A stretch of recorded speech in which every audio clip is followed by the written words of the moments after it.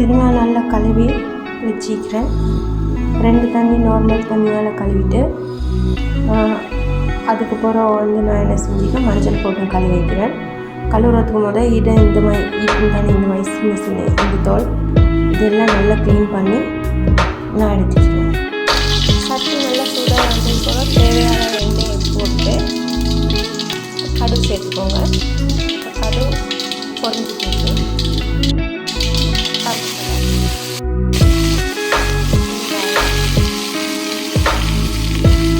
வெங்காயம் நான் 2 வெங்காயம் சேர்த்துக்கிறேன். 4 பல்லு வெள்ளைப்பூடு, சின்ன சீரகம் சேர்த்ததும் உளுவரிசி அதையும் சேர்த்துக்கோங்க. 2 பச்சை மிளகா அதையும் சேர்த்துக்கோங்க. இப்போ இந்த வாஷ் பண்ணி வச்ச கறி ஃபிஷ்ஷை அப்படியே சேர்த்துக்கோங்க.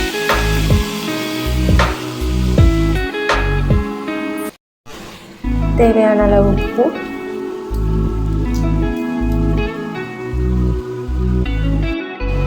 ஒன்றரை கரண்டி கொச்சக்கத்தூள், 1/2 டீஸ்பூன் மிளகுத்தூள், 1 டீஸ்பூன் மஞ்சள்தூள் இதோடு சேர்த்துட்டு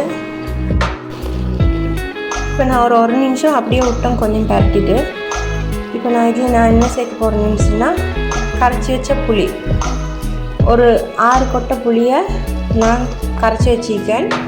ஒரு அரை சுண்டு கோப்பை அளவு தண்ணியில் நான் கரைச்சி வச்சுக்கேன், அதை சேர்க்குறேன். இப்போ இதோடு நான் என்ன சேர்க்க போகிறேன்டா, அப்படியே தக்காளி கட் பண்ணி வச்சுக்கிறேன். 2 தக்காளி கட் பண்ணி வச்சுக்கிறேன், அதை நான் சேர்க்குறேன்.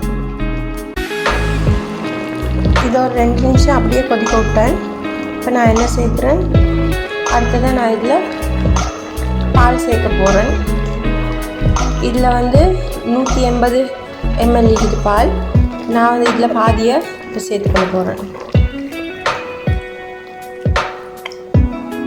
கட்டி பால். இப்போ நான் மற்ற பாலையும் அப்படியே சேர்த்துக்கொள்கிறேன். 5 நிமிஷத்துக்கு வரும் மீதி இருக்கிற மற்ற பாலையும் சேர்த்துக்கொள்கிறேன். இதை இப்படியே ஒரு 2 நிமிஷம் விட்டுட்டு அடுத்ததான் நான் லெமன் ஜூஸ் சேர்க்க போகிறேன்.